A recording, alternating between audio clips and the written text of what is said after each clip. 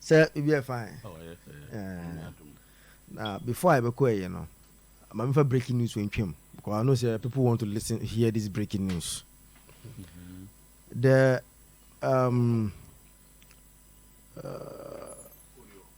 player status committee, fresh player status committee, I dismiss Accra Lions case against Shwankan and Andrews Osu. And they've declared a contract now. Lions assigning on unilateral activation of more contract now. They've declared it doesn't hold a. And Anopeya breaking news on say Shwankan is free to play for Kotoko. And Andrews and so Shwankan is free to play for any club. Play football. Oh no, but say and him say I'm doing to say Anopeya is preparing to leave to join the team. By just say they now what kind. Woman kasa. Oh, say me ka be ko him say team no but so now my breaking news. So breaking news is say he's now free. He's now free to play any club. And then but Kotoko no more. What's over GF for the can. Obi bacho. Yes, I status committee for the ruling about mountains so my clear boys here. E chere say enye na modo for announce and Andrews. So man announce no. Okay, no people say about Shwankan. Yeah. That who gas why then? No, say Oma declare say free. Contract na Lions ne sane no. Enye adwuma. I then read God at the grounds. Mbese kam nya full ruling, no nya full ruling nanka me dey. To bring asem na gu. Oma to asem na gu. So Shwankan ne Andrews. So on the bar for say ask for the man's car or the account ko Moldova. Nya one can was no. So ask for the man case on free in Umbrakra.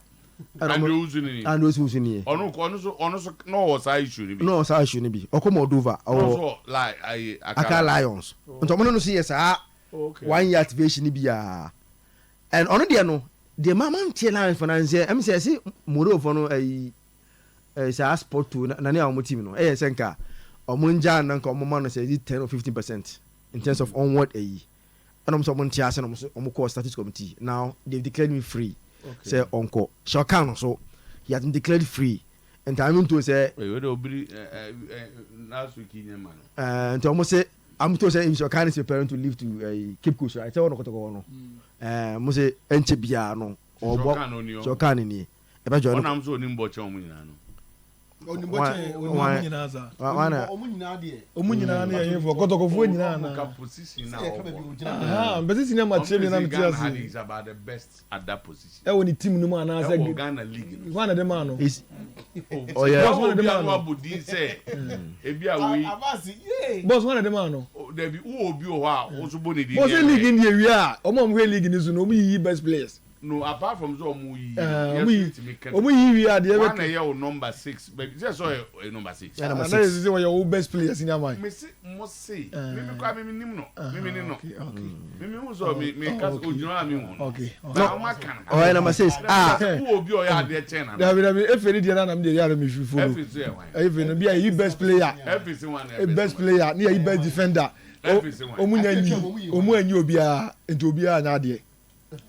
Based on the Kotoko idea, Shwankan is an upgrade of Kotoko best player in team.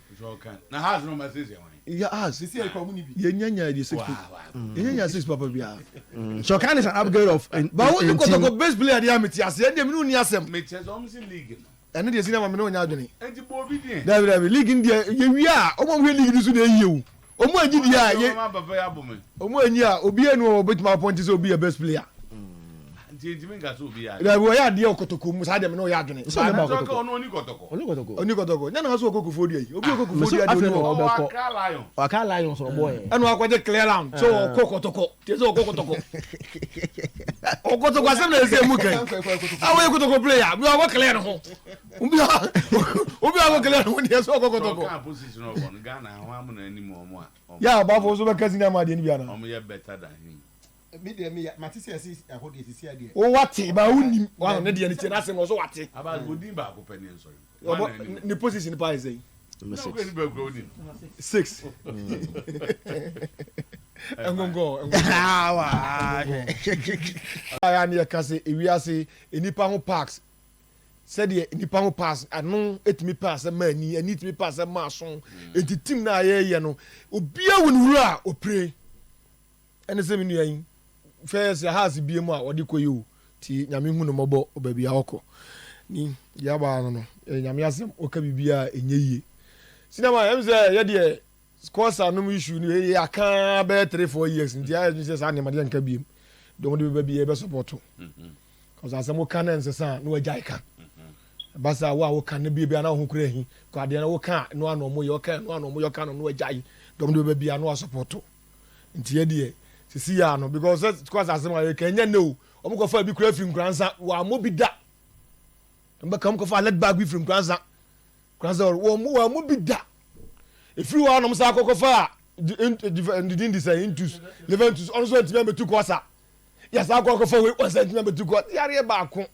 nti sabe we are dey say na dey chese be ka pred o man no man mo you can intimi nka nti ndi ba bi chese jane sa ya na captain say ebinum the emotions sa asema na hari kan sa na tie nya bo no bo I think in nya fine nti ma ga me nka biem me na di say o masampa de me nka biem ti dom de baba bia na ya support nti ye ye ne say house of folk ye ni man say na omo ye pre-season ye de udi besi wo na say nya ye beka ye beka ba ye be support do omo ye bia na this year the support na be ma wo mo ahwekwan ye be fa so a club no e betimi apie kwampam na house of folk atimi akọ da bia kasem bo ofia no a me wo fie no makan wo si Ghanaian players ko Arab players ko emu ni bo ko che wo mo enu a edadi enu a two clubs ne ma ni dadi wow here ball yenya ni jeja ho and a philosophy and a system and a tactics talent was a philosophy system and tactics talent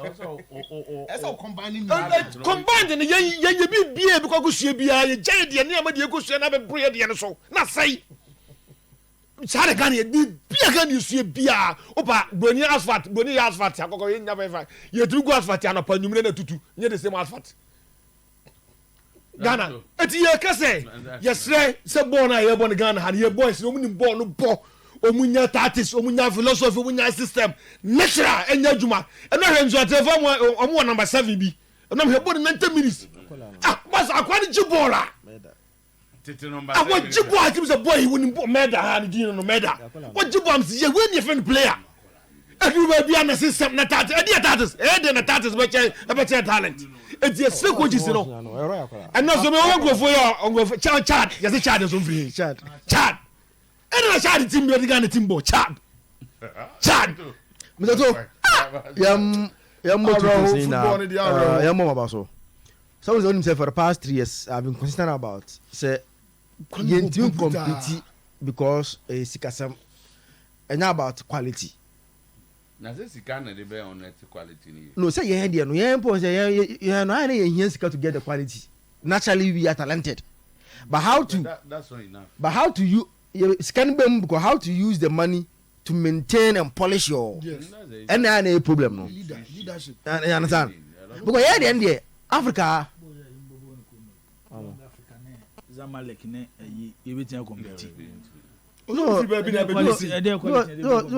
masam no be onya obetrati o quality to compete young Africans now young Africans have the money okay yes you have to compete so who quality to compete the other factors you are bringing in doesn't come so tell me chance nti kire say players now won ado mo kobo no omo you ready to compete but what I'm also trying to tell you is when it comes to your compete there e kire say any akasefo nyina e kobo na ebetim no mabo ba ball na last year Dreams FC ene medema omom ko for mu free Africa no mo do mo baaye no a kire say if you want to compete we cannot compete with these players in fact Asana you can improve these players yes sana okay obo go say they are issues on here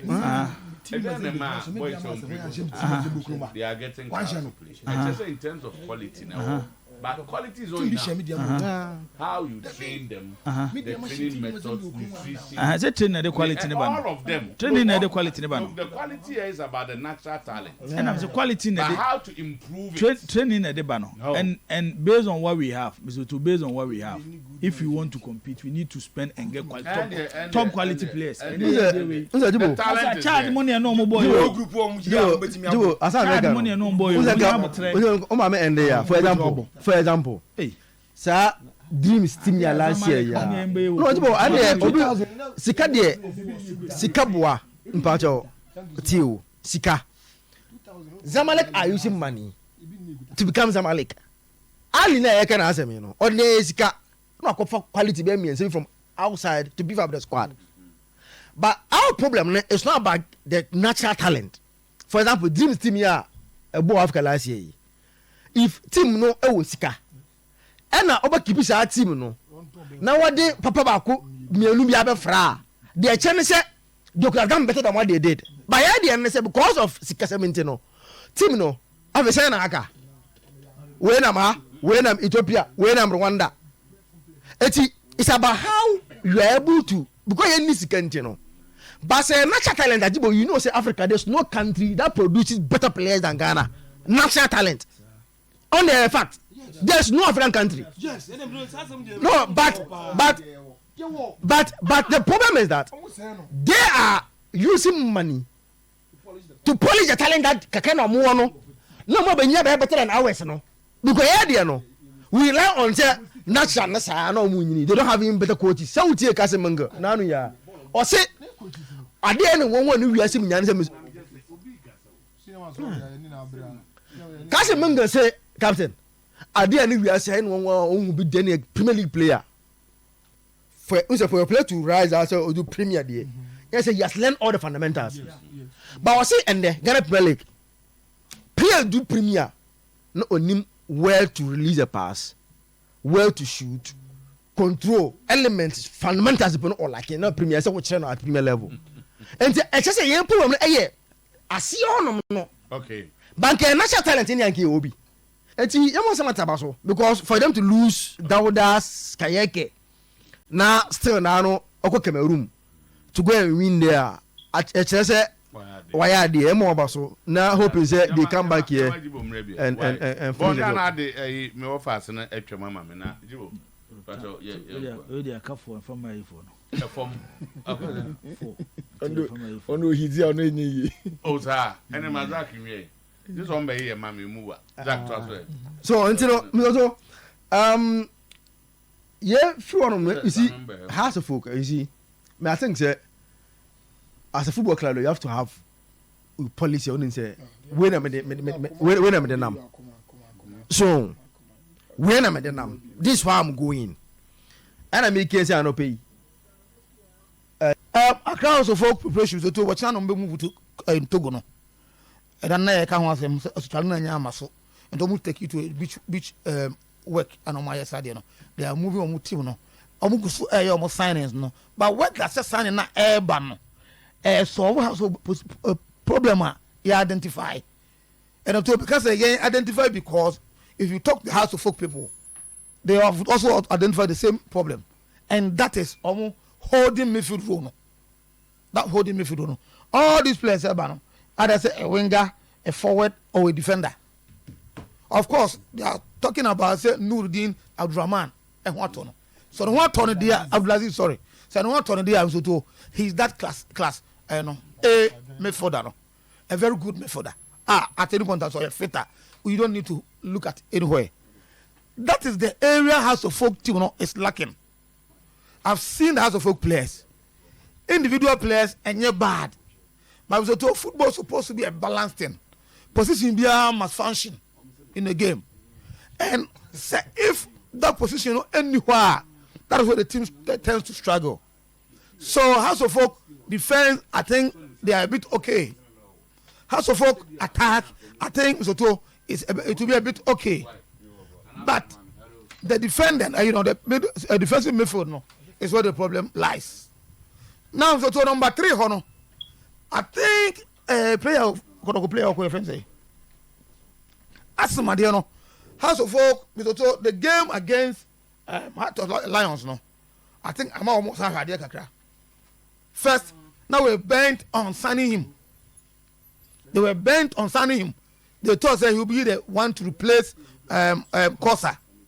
But we yes asthma and this cause and common asamba bi no what I say and cause and common asamba no asthma more that performance omo hwe no because they feel say asthma not unlucky ball playing time no it won't last long it am to say no the discussion of course no asamba bi say it's a course are returning say if for nothing cry now so he's got that experience me one person I did not support say the asthma every place course and when I spoke to one of them I told him say if na say we register asthma they account one in the course of the season expect say asthma will be good fun but all of a sudden to start the league with asthma for 2 seasons almost league so it will have a toll on him so they unleash him in that game against that of Lions and Saturday no show here so I think say no it is now say omom koye medicals asthma was supposed to do medicals na asthma can say you know meaning why asthma dean was not part of it okay and you know I'm sad discussion as about so I want to believe say Kosa AB na Kosa no wanya Kosa na omo ka no na bi akoye Kosa plus asthma because don't register another division 1 number 3 bi but onu there say the coach na kai say you want to use mature and premier players no na say after we na o rely asthma na emfa na we rely on that number 3 division 1 no e ba na so to na say why was ma be kan no want me amfa nya adwuma okay eho e na omo hwe no so to a chere so ko ba ye betimi ahwe na ya I am free. I go for in a silver. I between I am free and Japa. Edek SMBTS. Oh,